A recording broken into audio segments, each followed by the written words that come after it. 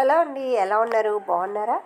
ఈరోజు మనం వరలక్ష్మి వ్రతానికి కానీ లేదా ప్రత్యేక పూజలు వ్రతాలు చేసుకున్నప్పుడు పూలతో ఎలాగా అలంకరణ చేసుకుంటే మాలలు కట్టచ్చు అనేది చూద్దాము.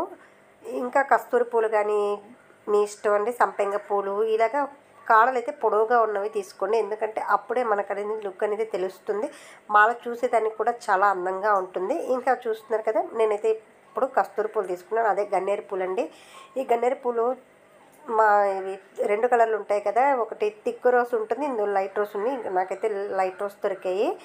కానీ ఇవి మనమైతే కలర్ వేయించుకునేటప్పుడు ఊలు అయితే కావాలండి. ఇది మామూలు పూలు కట్టే దారం కాకుండా ఊలు ఉంటుంది కదా స్వెటర్లు అనేది, ఆ ఊలు తీసుకుంటే మనకైతే బాగా కనిపిస్తుంది. చూస్తున్నారు కదా, ఒక పువ్వు పెట్టి తర్వాత 2 పూలు ఫస్ట్ తీసుకొని 2 పూల్లా కలిసి తర్వాత ఒక్కొక్కటి పెట్టుకుంటూ 2 కాడలు కలిసేటట్టు అల్లుకుంటూ పోవడమేనండి. చాలా ఈజీ. ట్రై చేశారంటే ప్రతి ఒక్కళ్ళు కూడా చక్కగా అల్లుకోవచ్చు. ఇది అల్లాక చాలా బాగుంటుంది, ఒక జడలాగా ఉంటుందన్నమాట. మొత్తం అయితే చాలా ఈజీగా అల్లుకోవచ్చు. నేను ఇక్కడ ఇది కస్తూరి పూలు అలాగే సంపెంగ పూలతో కట్టాను. మీరు చూసి నేర్చుకొని అమ్మవారి అలంకరణకి చక్కగా ఉపయోగించుకుంటారని అనుకుంటున్నాను. ఇంకా చక్కగా ఎలా కడుతున్నానో చక్కగా చూసేయండి. అలాగే మన ఛానల్ సబ్స్క్రైబ్ చేసుకోండి. చూసారు కదా, చాలా చక్కగా ఉంది. నేనైతే కొంచెం కట్ చూపించాను, ఇంకా చాలా పూలు అయితే ఉన్నాయి. మనకు ఫోటోకి తగ్గట్టు ఎంత పొడవు ఫోటో అయితే అంతవరకు వస్తుంది.